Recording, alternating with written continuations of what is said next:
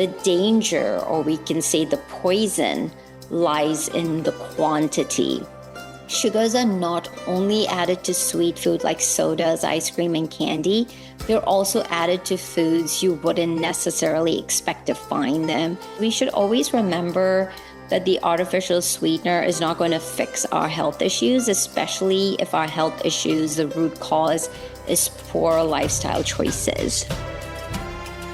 This is the Transformational Life Consulting Podcast with Deepa Grandin, MD, where Christians like you get the practical support and tools you need to build your spiritual, mental, and physical well-being, and to guide you on your journey to health and wholeness based on evidence-based science and God's Word. I am your host, Dr. Deepa Grandin.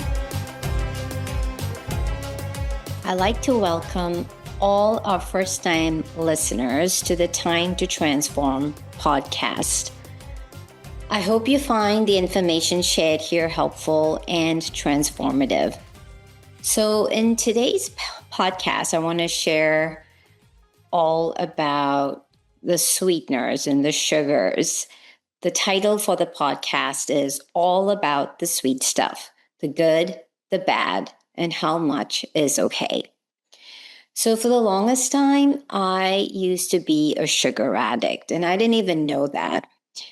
From a very young age, my parents didn't know any better. They got me all the candy in the world, and I never stopped them.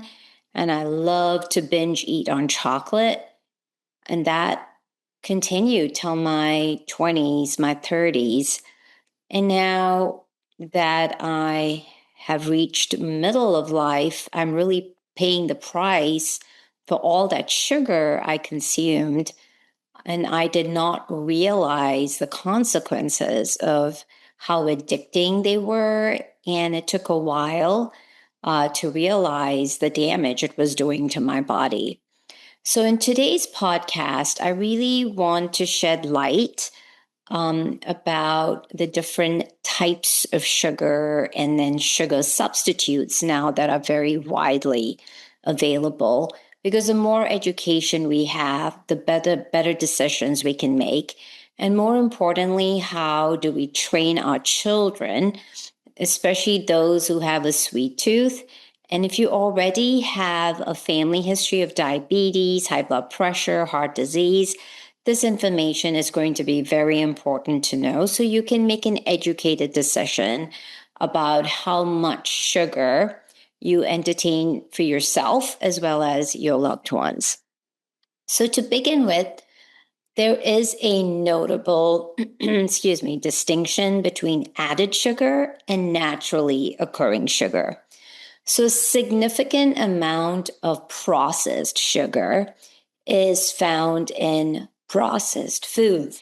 This includes donuts, bread, candy, soda, fruit punch, sweet tea, and even condiments that we would not expect to find sugar in, such as ketchup, barbecue sauce.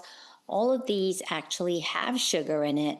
And as a result of which, we are all consuming way more quantities of processed sugar than we realize. And the problem with processed sugar is that it has no nutritional benefits.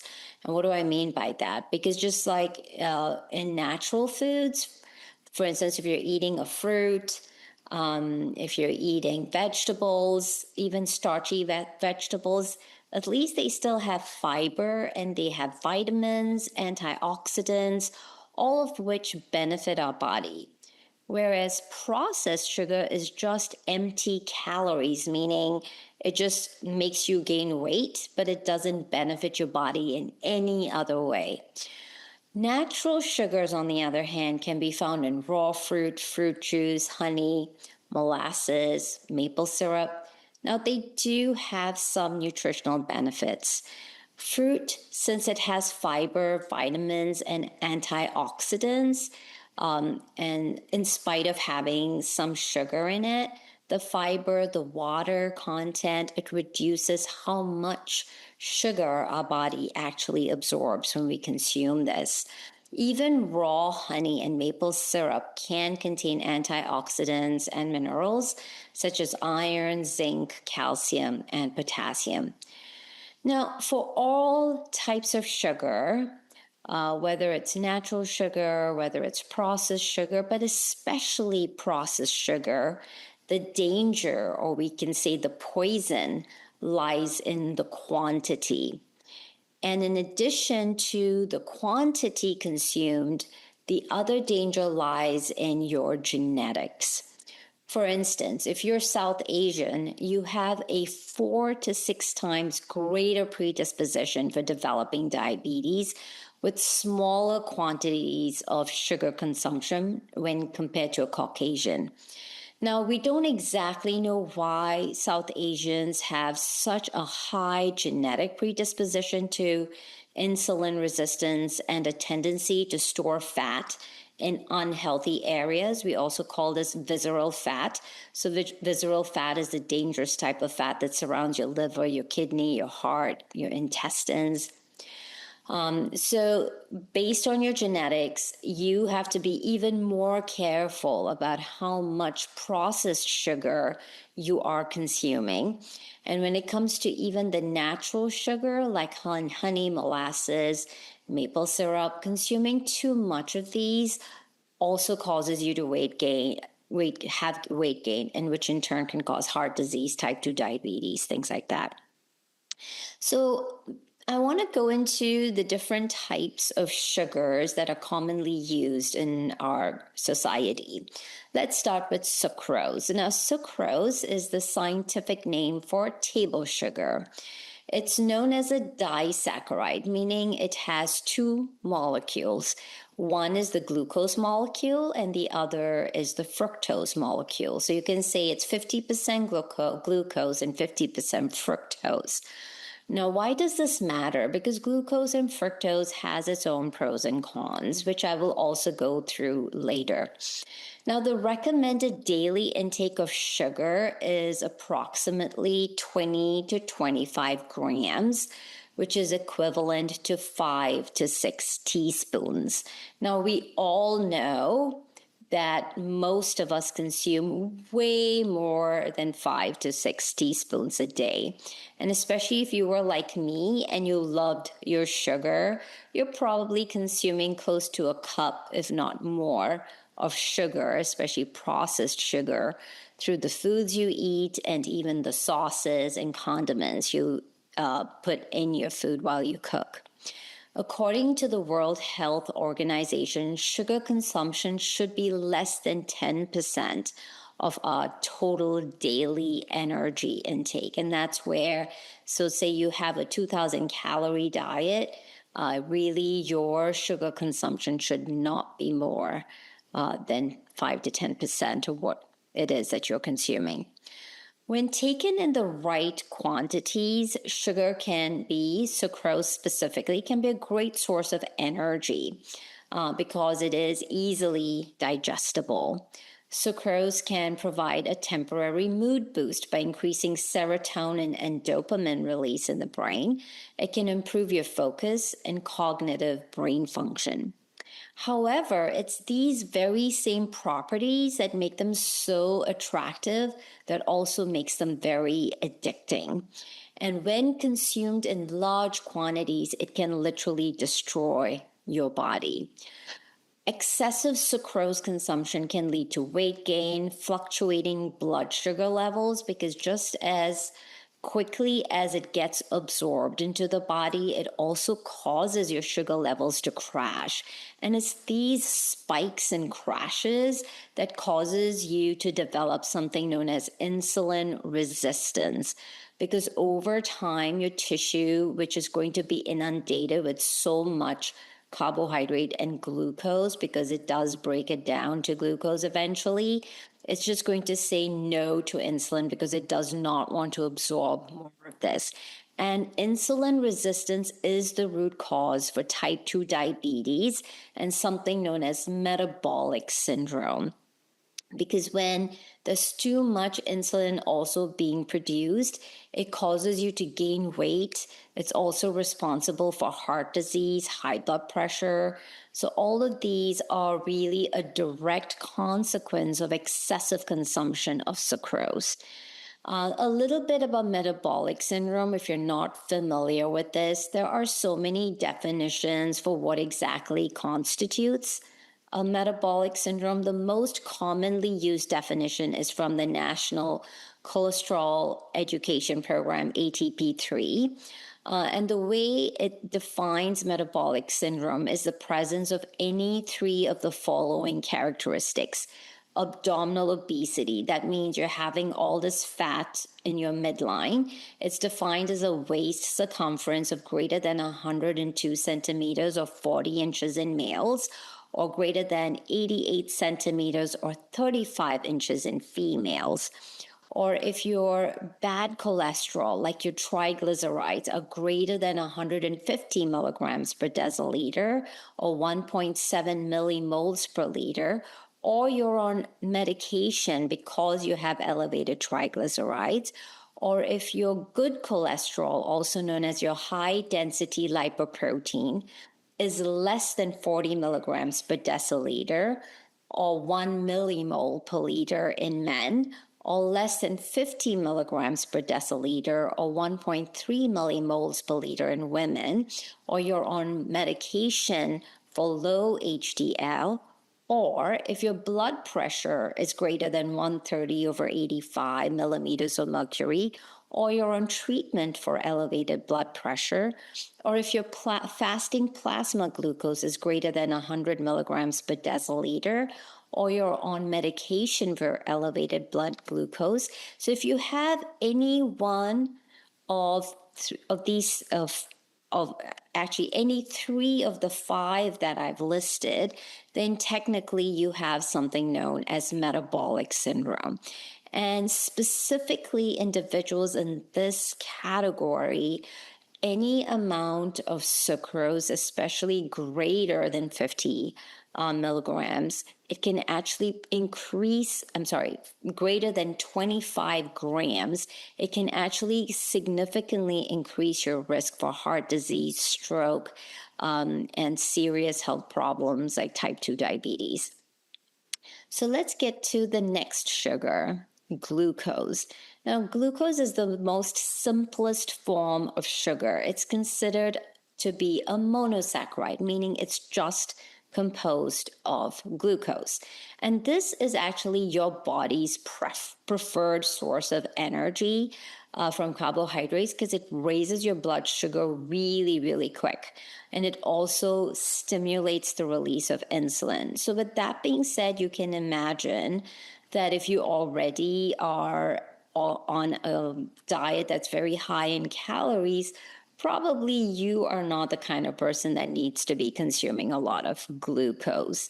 Now, glucose, the reason our body craves it, it's really important for our body functions. And of all the organs that benefit from glucose, it's your brain that benefits the most.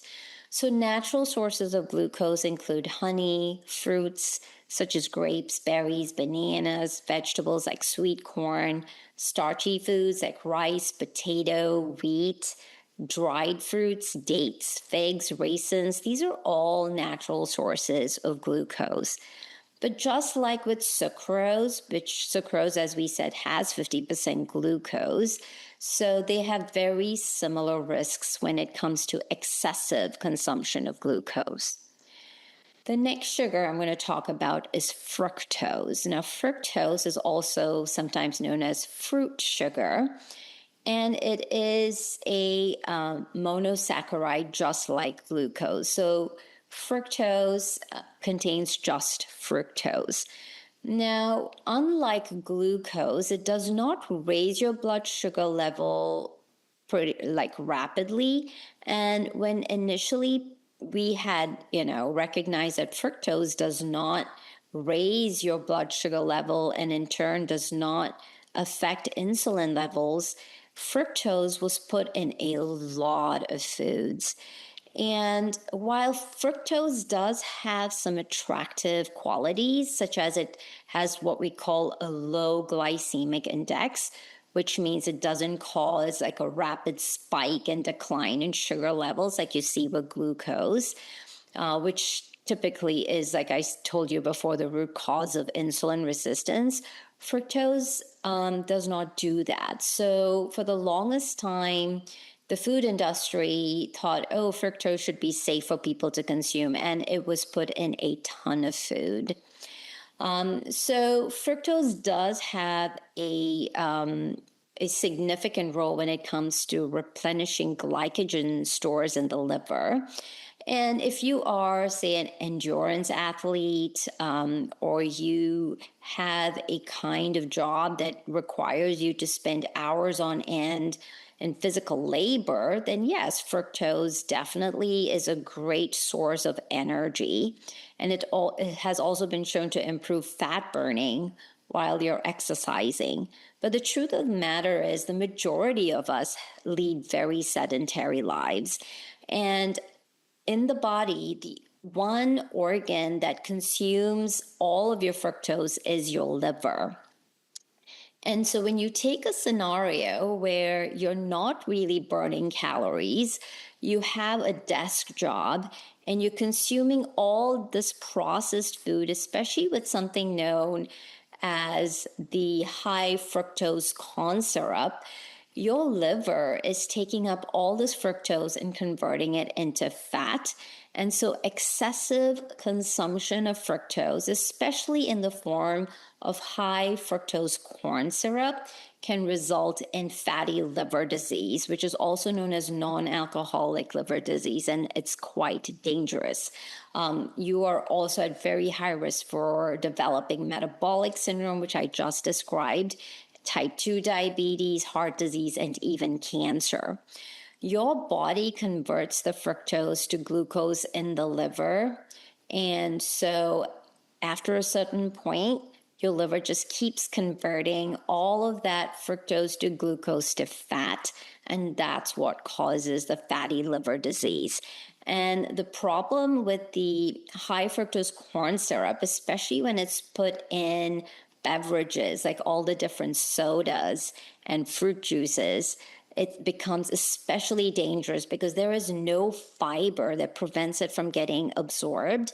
And it literally just all goes into your liver and causes devastating effects in the body. In general, the World Health Organization recommends limiting all of our added sugars to 5 to 10% of our daily calorie consumption. So like I had mentioned before, if you are eating a 2,000 calorie per day diet, then you want to make sure you're keeping your added sugars to less than 25 to 50 grams. Sugars are not only added to sweet food like sodas, ice cream, and candy, they're also added to foods you wouldn't necessarily expect to find them. And a ton of frozen foods, condiments, sauces have added sugar. So it's so important that you get into the habit of reading the nutritional label. In addition to looking for added sugar, you can also look for alternative natural sugars such as coconut sugar, honey, and molasses. So while these are considered natural sugars, they're still very high in calories and should only be consumed in moderation. All right, now let's move on to sugar substitutes.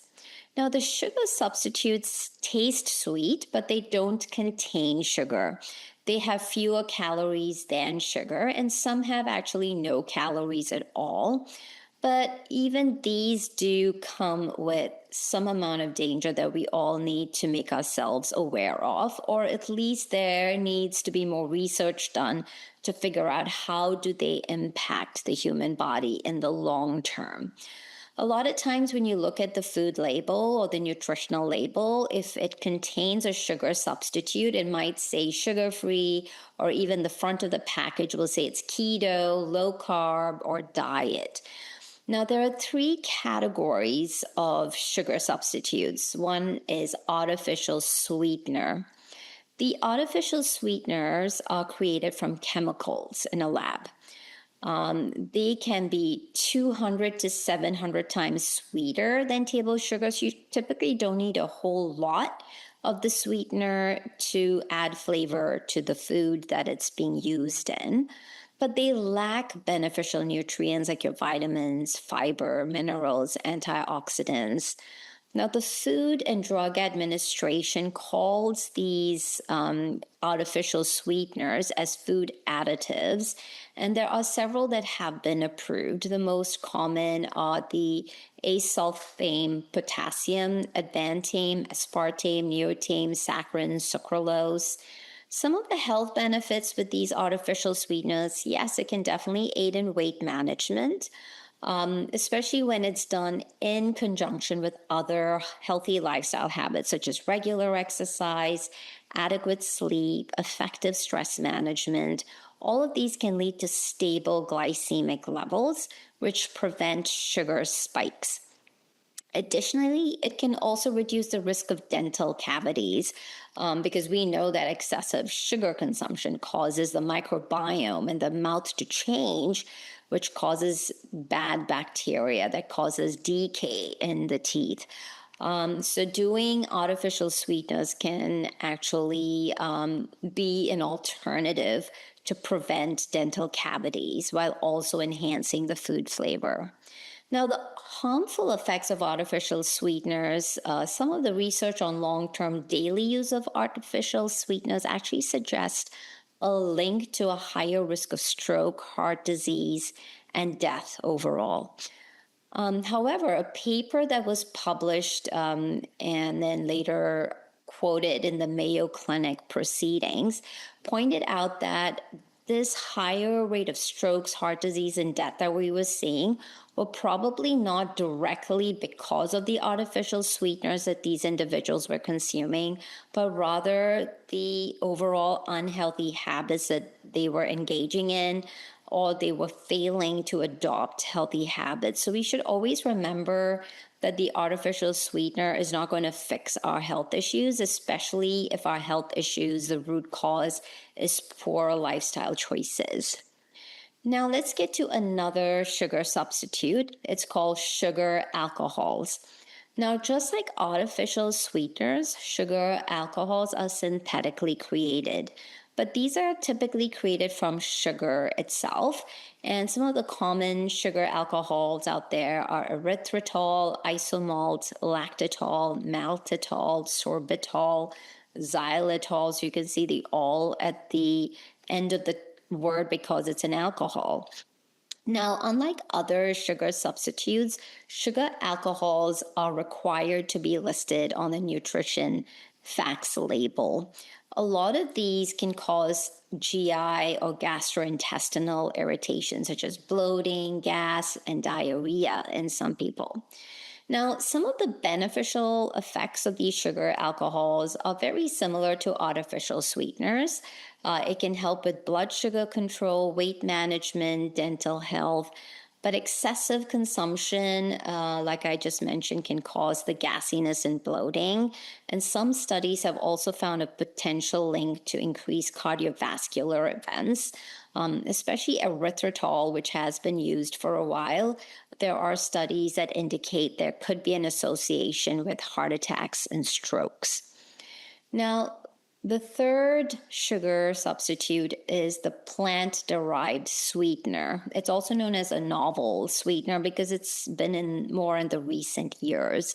Now, the plant-derived sweetener provides many of the benefits of both artificial and natural sweeteners, such as those found in fruit and honey.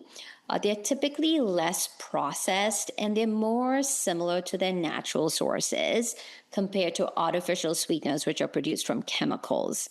So commonly used natural sweeteners are allulose, monk fruit, stevia, tagatose. Some of the health benefits, for instance, with stevia, it has been found to reduce insulin resistance, which we know is a key factor in metabolic syndrome and type 2 diabetes. Stevia is also shown to reduce or even prevent the development of diabetes. And like most of the other sugar substitutes, these natural sweeteners can aid in weight loss, blood sugar control, and support your dental health. Additionally, since they are derived from natural sources, they also provide antioxidants, and stevia specifically has been shown to reduce blood pressure.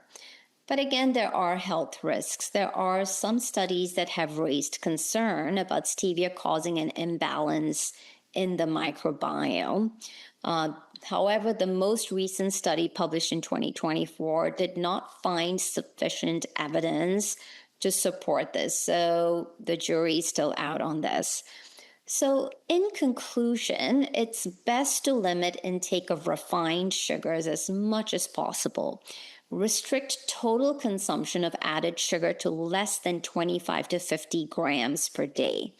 Always read nutritional labels so you are aware of hidden added sugar ingredients.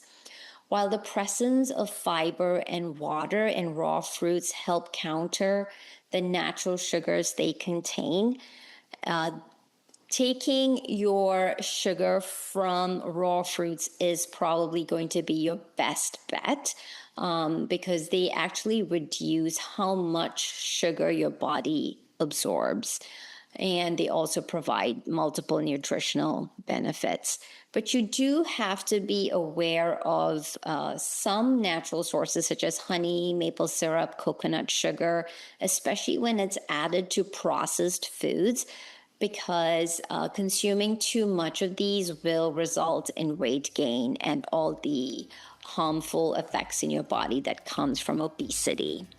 Also, all artificial sweeteners should be used cautiously because we do not have sufficient research to know completely what the long-term effects are on the human body.